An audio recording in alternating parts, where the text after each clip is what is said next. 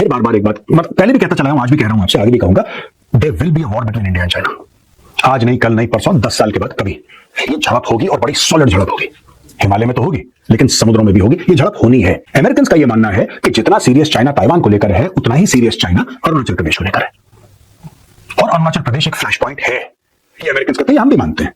कल अगर भारत के प्रधानमंत्री अरुणाचल प्रदेश चले गए, मैं आपको बता रहा हूं, मोदी जी कल अगर अरुणाचल प्रदेश चले गए, वहां पे चाइना से चिट्ठी आ जाएगी कि साहब ये तो हमारा इलाका है, भारत के प्रधानमंत्री बना पर। वो ऐसा करते हैं, चाइना बार बार एक्सरसाइजेस ऐसी कर रहा है, बार बार एक्सरसाइजेस ऐसी कर रहा है कि अपनी फौज को वो बैटल हार्डन करे।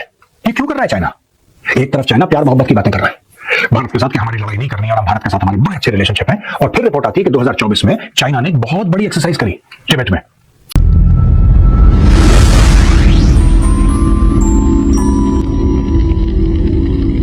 दोस्तों एक रिपोर्ट आई है और उस रिपोर्ट ने बीजिंग में हलचल मचा के रख दी। रिपोर्ट है क्या दोस्तों? ये रिपोर्ट है annual report to Congress military and security developments involving the people's republic of China 2025। मैं फिर से एक बार रिपीट करता हूं, एनुअल रिपोर्ट टू कांग्रेस, ये यूएस कांग्रेस की बात कर रहे हैं। Annual report to Congress military and security developments involving the people's republic of China 2025। अच्छा जी दोस्तों, ये लाइन ऑफ एक्चुअल कंट्रोल पे जो भी हुआ और जो भी चाइना ने पहले डोकलाम पे करा है ना, आपको पता ही है, डोकलाम पे उसने करा, और अब जाके हम लोग गलवान की बात करते हैं। ये सारी की सारी चीजें, बीच में तवांग की भी खबर आ रही है, ये सारी की सारी चीजें हो रही हैं।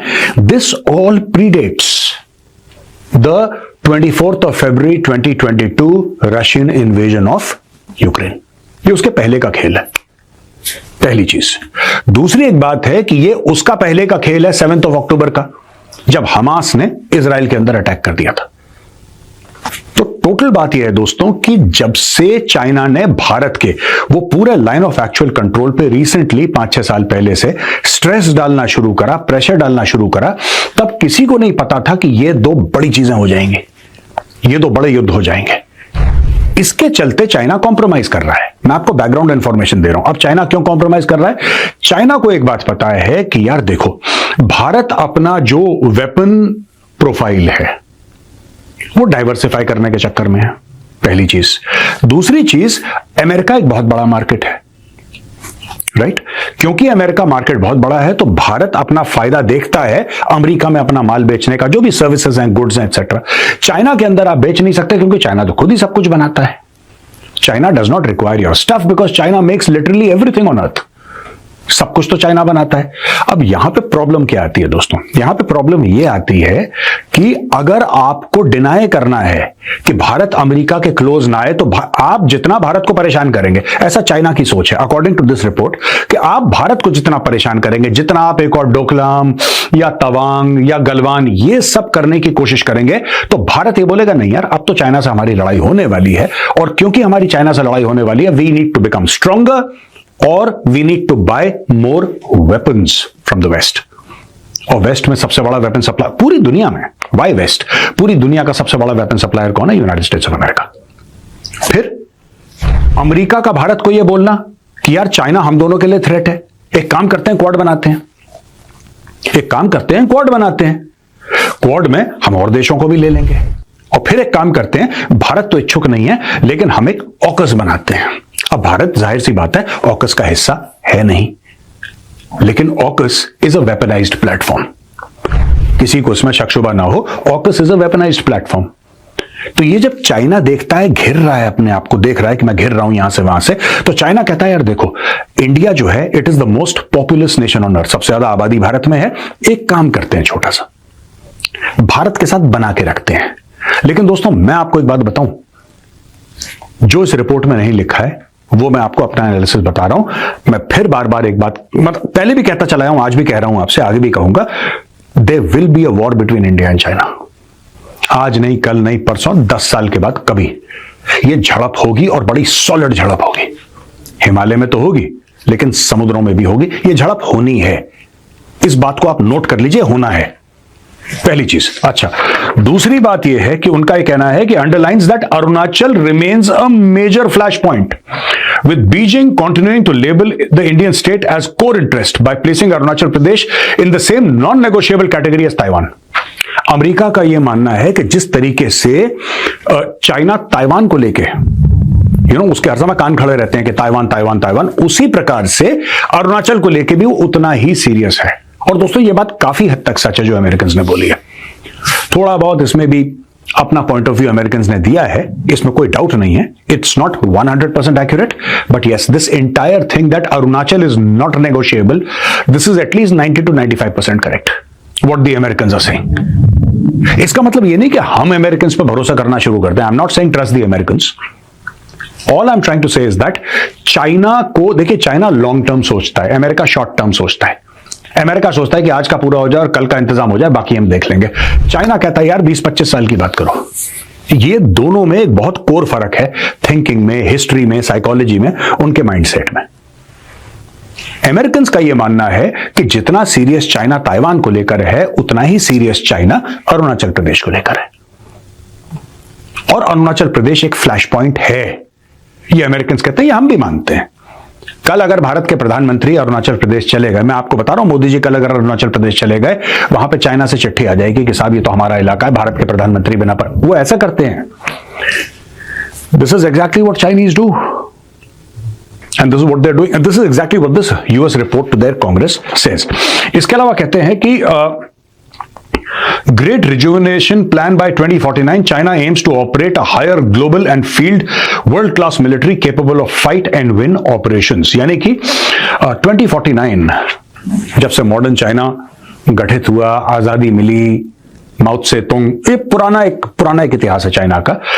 तो नेक्स्ट 100 इयर्स में चाइना ये कहता है कि साहब we must have a military, according to US, China ये कहता है कि we must have a military which can fight and win. आज की तारीख में दुनिया की सबसे बड़ी नेवी किसके पास है? चाइना के पास, अमेरिका के पास नहीं है। हाँ, डिस्प्लेसमेंट के हिसाब से या ऑपरेशनल कैपेबिलिटी और स्टैमिना के हिसाब से, अब एट सी आप कितना रह सकते हैं। When I talk about stamina, I am using a very loose word to explain to you, because I understand that the audience is largely non military. तो ये यूएस का है, लेकिन चाइना बहुत जल्दी पिकअप कर रहा है। चाइना इसके पीछे पड़ा हुआ, चाइना कहता है कि by 2049 we must have a military strong enough to fight a war with the United States of America and win that war. ठीक है, तो दोस्तों ये बात मैं कहता चला आया हूं आपसे कि अगर आपको डेटरेंस चाहिए, मैं भारत की बात कर रहा हूं यहां पे, अगर आपको डेटरेंस चाहिए तो आपको कैपेबिलिटी बिल्डअप करनी पड़ेगी। ये जो हम लोग बिट्स एंड पीसेस में, I don't want to sound overtly critical of the system, but I just want to give my feedback. मुझे ऐसा लगता है as a student of geopolitics, मैं एक साधारण सा एक छात्र हूं जियोपॉलिटिक्स का, सामरिक विषयों का, और मैं एक बात बोलना चाहता हूं कि अगर आप पीस मील अप्रोच अपनी रखेंगे कि 2 स्क्वाड्रन आज ले ली और 3 स्क्वाड्रन कल ले ली, ये किसी की भलाई में नहीं है। ये प्रॉब्लम रहेगी आपके जीवन भर फिर।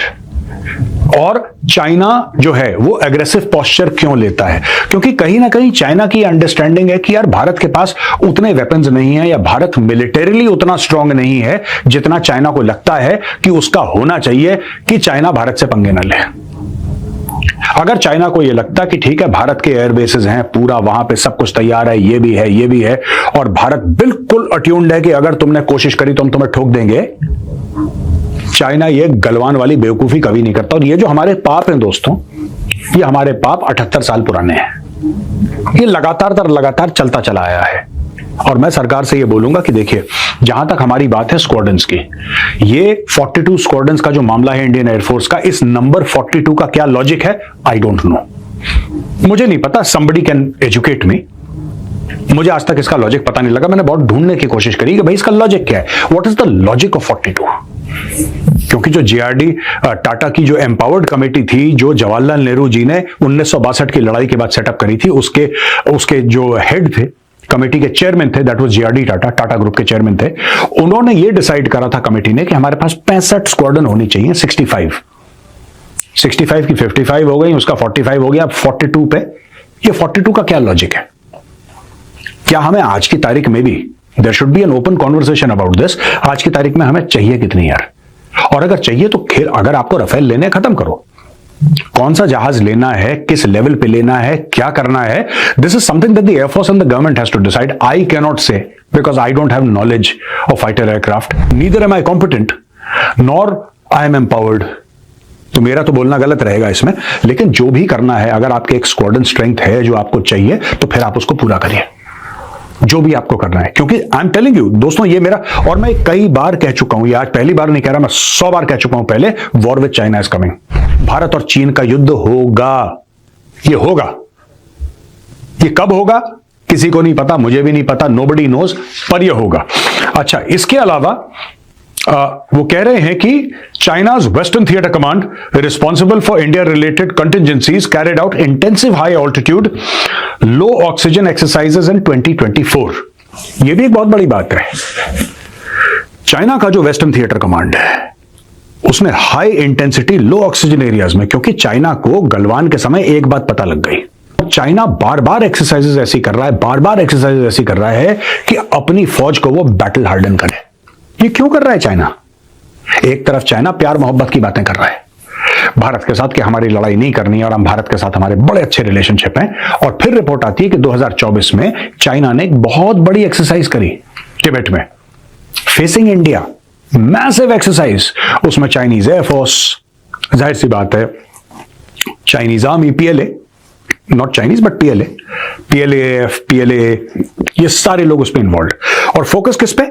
लो ऑक्सीजन एरियाज जो हैं, जहां पे ऑक्सीजन की कमी है, 25-30% ऑक्सीजन जहां पे कम है, वहां पे कैसे ऑपरेट करना है, ये चाइना तैयारी इसकी कर रहा है, और लगातार तैयारी कर रहा है, और हर साल चाइना तैयारी कर रहा है। क्यों?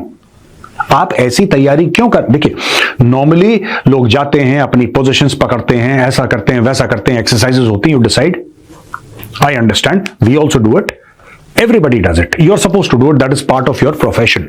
बट जिस तरीके से चाइना कर रहा है, बड़े स्पेसिफिक इलाकों में एक्सरसाइजेस कर रहा है चाइना, और बड़े स्पेसिफिक, देखिए चाइना को एक बात तो पता लग गई गलवान के बाद, कि जो सड़कें उसको तिब्बत में मिलती थी, क्योंकि तिब्बत प्लेटू है, तिब्बत ऐसा है बिल्कुल, और जैसे ही आप लाइन ऑफ एक्चुअल कंट्रोल के इस तरफ आते हैं भारत के इलाके में, वो ऐसा है। अब आपको अगर ऐसा लगता है कि इसके ऊपर आप गाड़ियां दौड़ा लेंगे जो तिब्बत के ऐसी जमीन पर दौड़ती थी, तो ऐसे में दौड़ जाएंगे, ऐसा तो होगा नहीं। तो जो हमारे लिए नेगेटिव है वो हमारे लिए एक किस्म से पॉजिटिव भी है, लेकिन we should not think defensively, we should think why are the Chinese doing this exercise. वो किस दिन की तैयारी कर रहे हैं? जब आप एक्सरसाइज करते हैं, मिलिट्री एक्सरसाइज, आप किसी ना किसी चीज की तैयारी करते हैं ना, so what are the Chinese preparing for?